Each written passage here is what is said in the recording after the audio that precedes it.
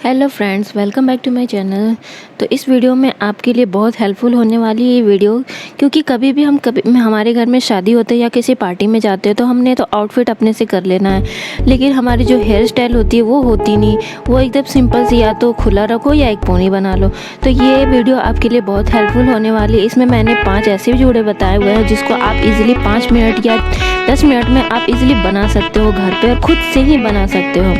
एंड देखिए, वीडियो को एंड तक ज़रूर देखिएगा। बहुत अच्छे आपके लिए हेल्पफुल होगी ये वीडियो। तो अगर वीडियो अच्छी लगेगी तो प्लीज़ लाइक ज़रूर कर दीजिएगा गाइस। आप लोग लाइक नहीं करते हो यार। बस एक बटन ही तो दबानी है, उसे दबा दो एंड ब्लू कर दो। एंड कमेंट करके ज़रूर बताना कि आपको कैसा कौन सा जूड़ा अच्छा लगा। और अगर मेरे चैनल को सब्सक्राइब नहीं किया है तो अभी कर लो, क्योंकि ऐसी और भी आपके लिए हेल्पफुल वीडियो आने वाली है। So stay tune.